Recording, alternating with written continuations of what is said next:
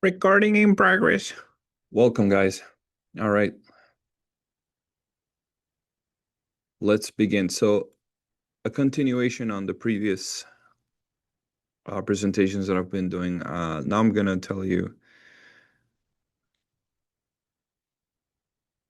resume for you what happens when you burn out, and I'm gonna tell you basically things that I learned in the process, as I did also burn out really, really shortly um, after finishing residency. In my first contract, I'll tell you how I burned out and the consequences it had on me. And then I will tell you the lessons that I. This is a lesson in humility that I hope you will take because, it's like, children. Don't put the fork in the in the outlet. Don't do that. This is one of those moments. I don't have that many things in my life that I can share with people that would bring them a lot of benefit, but this is one that if you are a little bit humble and you take it with a grain of salt, is that the expression? Like a grain of salt. Uh, if you take it for what it's worth, maybe you can make something in your life. And I will give you clear outlines, clear things to take into consideration. So from burnout to brilliance, reclaim your passion for medicine. So the first thing is that I'll address. This is a message for you physicians out there that are finishing uh, your residencies. Residency is the perfect place. There's no place like residency. I hope you had a good time in residency. But outside of that is actually another, it's just another, it's like adolescence and then adulthood. There is another world outside of it wherein you now have a lot more freedom. And with those freedoms come the risk for burning yourself out. And you will have far more responsibility, whereby in your academic years, you work within the confines of a place. You are somewhat, you have everything organized for you. But dealing with family members, excesses in the load of work or the workload that you get, also, there are other things. Burning out is not just having too much work. Sometimes burning out is not having enough energy. For example, if you have big arguments at home, if you have arguments with your colleagues, if you feel that your employer doesn't respect you, if you feel that your secretary doesn't respect you. So if you feel that your patients are being disrespectful to you, so what I want you to understand from this is that you are like a video game character. You have intelligence, charisma, wit, wisdom, strength, dexterity, all these things. But you're going to crack from one of them. So the reality of the medical practice that comes afterwards is that the average physician on the States, when they leave residency, they start working under a contract. This is the first step towards burning out. It's accepting a contract. And the reason why it's a step towards burnout, the reason is that you don't actually understand that when you take a contract, you are supposed to do the administration so that you can be considerate and understand why your salary is built a certain way and why you are paid and why your employer is expecting something from you. So the first problem is that if you take a contract, you're not going to experience a heavy part of medicine, which is the administration of your own medical practice. So you will have a narrowed down definition of what my job is. The reality of the fact is that if you took care of your own practice, you would see that a lot of the things that administrators do for you that is simplified through a contract is actually worth money in of itself because you waste less energy and you are focusing now more on things that they basically pay you for. It's like fee for service. The higher RVUs you have, the more you work, the more you will have a reflection on your salary.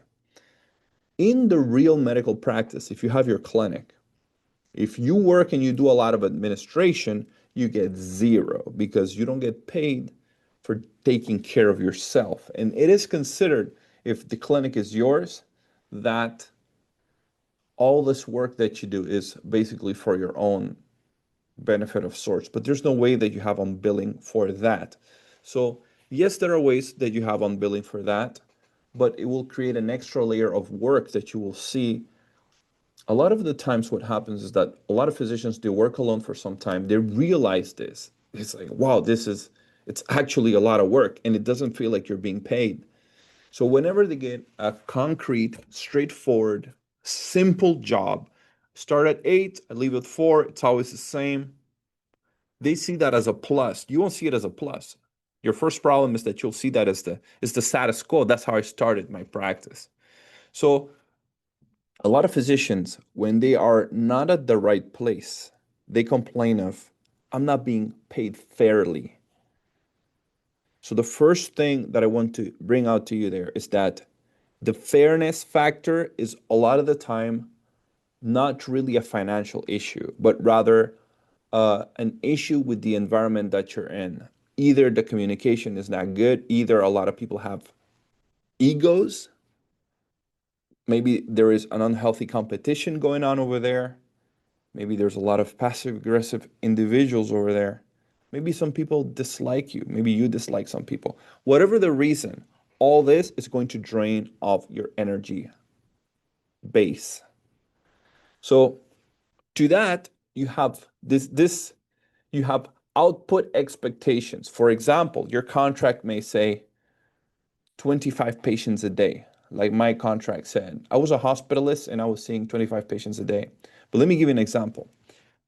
When I started, I was like, well, the summer months were actually nicer. I was working in Florida in the villages at the village regional hospital, but this is a town that the population goes from 50,000, this was a decade ago, to 150,000. The population would triple in the winter months because all the snowbirds would go there. So during the summer months, when I started right after residency, oh, life was excellent. I was seeing 16 patients. I'm being paid to see 25. I'm not going to complain.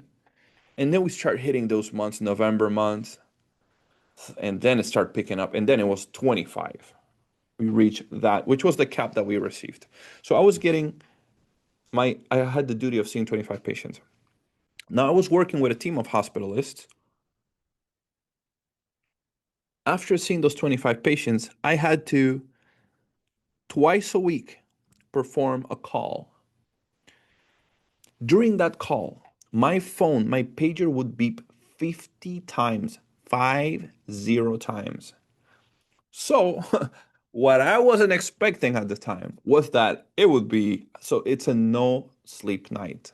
You're always in a state of tension and you're always not truly rested. So, this is the second place that I'm getting to.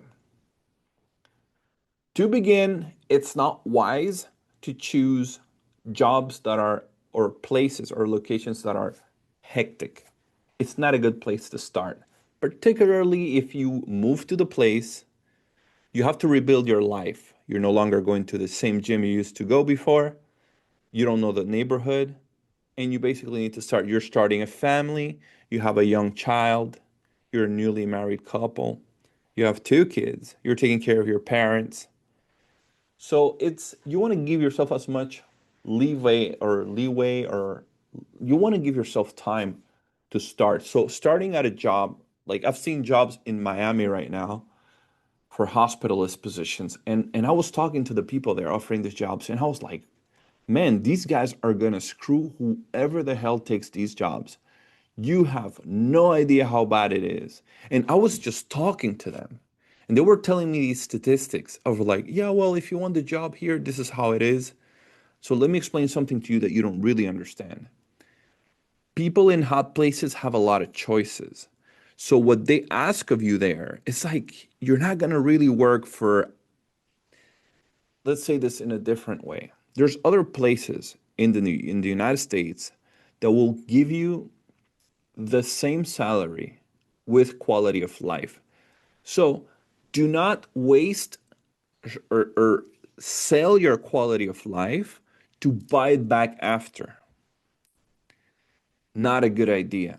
So the other problem, in residency, you're protected against a burnout. They put a cap of 60 hours a week. This is legally.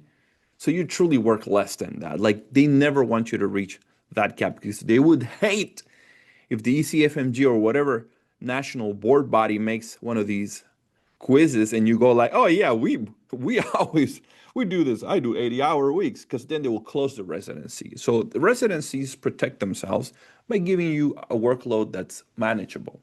So the second thing, so I was doing 25 patients in a day in a hospital, mind you. Then I was taking 50 beeper pages at night. The following morning, my call ended at 7 in the morning. I had to see another 25 patients. So it could be follow-ups, it could be 3 admissions, 1 admission, 4, 5 admissions, plus all the rest to cap 25.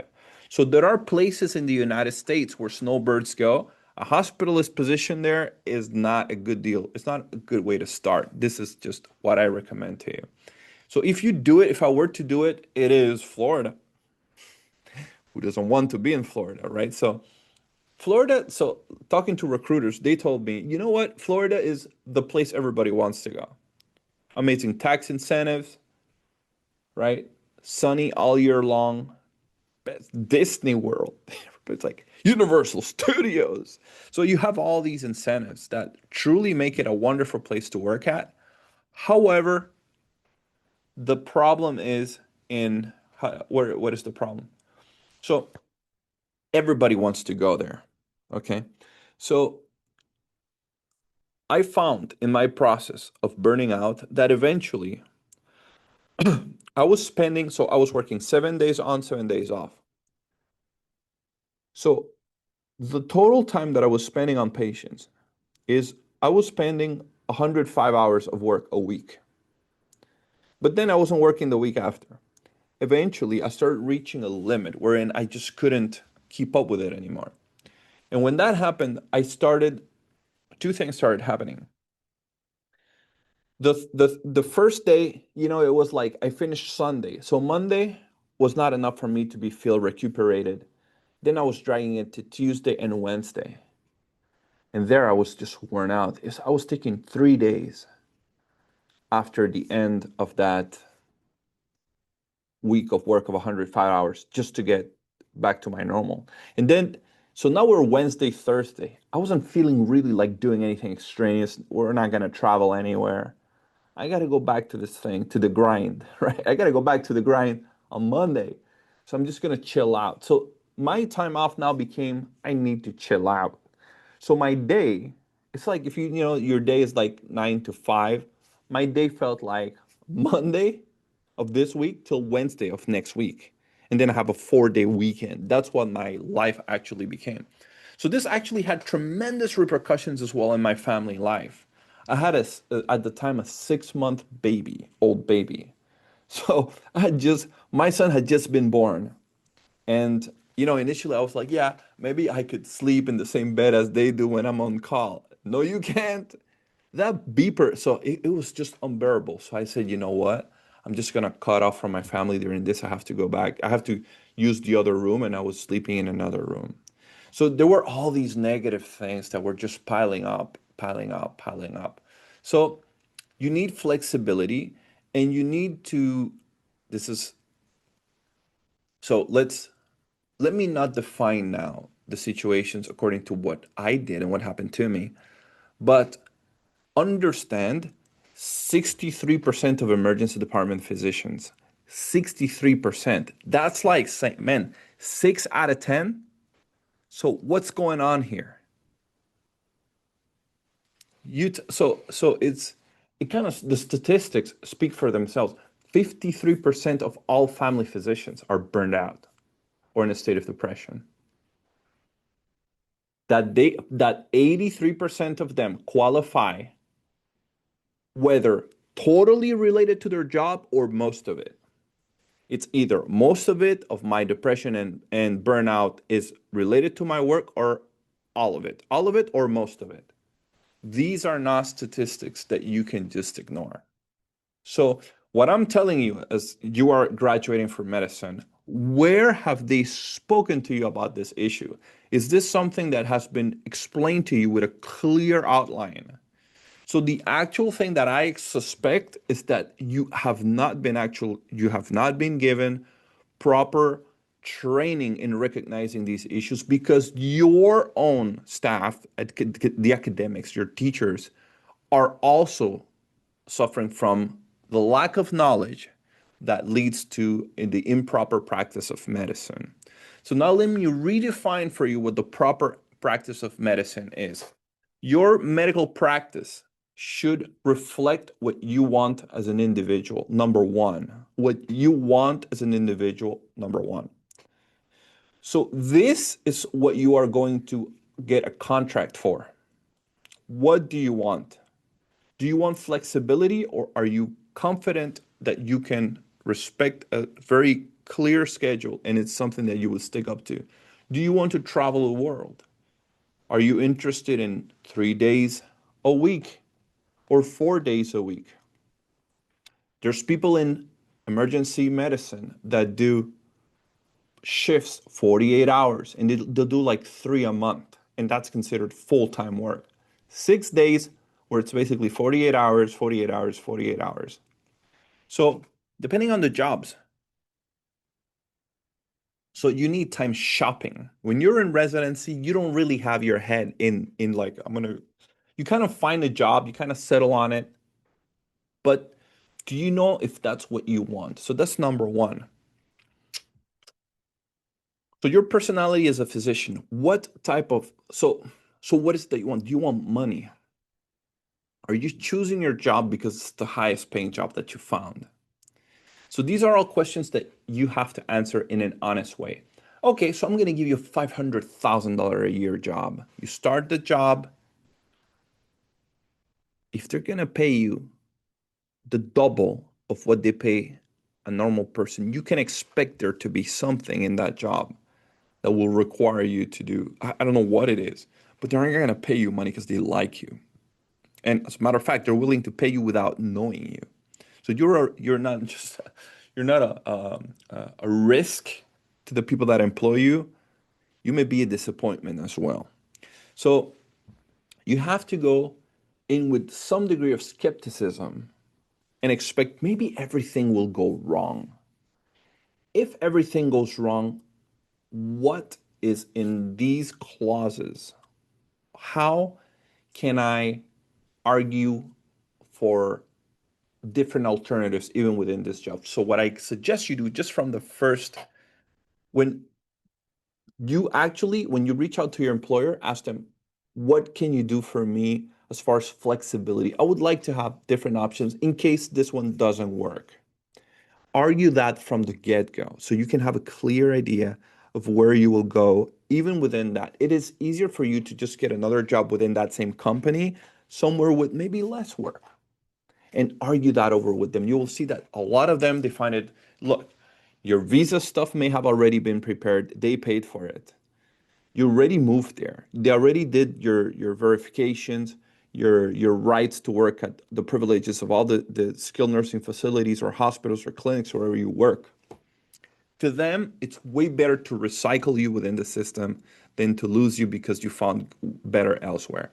So the third thing you should do is you should definitely communicate with your boss. There needs to be somebody in the team that you work at that is a go-to person that you can communicate on a frequent basis. Fourthly, poison spreads. The complaints of other people are going to get to you. When they say, man, this job sucks, this guy's getting paid more than we are, that is poison and it's going to get to you. So this is something that you will see.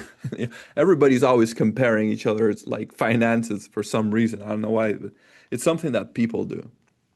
So one of the problems in working with teams is that sometimes people will almost like they're not saying that to hurt you or anything, but they're going to make you devalue how you appreciate your job. And this can be an issue.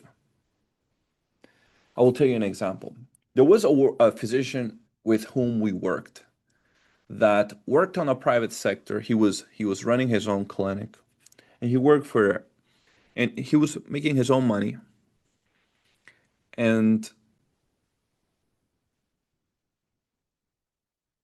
there was another physician that was senior to me, even within my group. And the physician in my group told me, "Hey man, you know how much our employer makes from the billing that we do on a day-to-day basis?" This never even went through my mind. And so he said they make about $4,000 USD a day from how we work. And then he said, and we're making like 2,000. We were making $2,000 a day. So you see, I can tell you that it bothered him. It didn't bother me, you know. And but the way that he told me that, it caused them some displeasure. So this is what I'm saying. It's not that they're making more money, but it's that the displeasure of other people can affect negatively how you see your job. And it could easily be played in your mind as in, man, maybe you hear we don't have such a good job offer. Maybe we are getting screwed. This, I'm not being compensated properly. It's one of the big ways that people get burned out. If you look at the Medscape study that I spoke about earlier about depression and burnout rates in physicians, prevalence in physicians, these are one of the biggest complaints. The number one thing physicians were saying is compensate me more. I am telling you now, like I said earlier in the video, do not trade quality of life for money, because then you will be working to pay back, to buy back quality of life that you let go. So the minimum that you should, number one, quality of life is superior to any type of salary you have. Number one, salary is supposed to help you protect quality of life, not I'm going to sacrifice quality of life so I can make more so that I can buy quality of life. Do you understand the illogical process here? You're sacrificing, so I'm going to cut my arm so I can buy an arm after. It doesn't work too well. So this is definitely an advice that I have for you guys. So 55% of physicians are considering leaving medicine. This is, man, you worked so much. You studied so long. 55% of doctors. This is in a study made by, it was 9,000 physicians that were quizzed throughout all the states, 50 states, all 50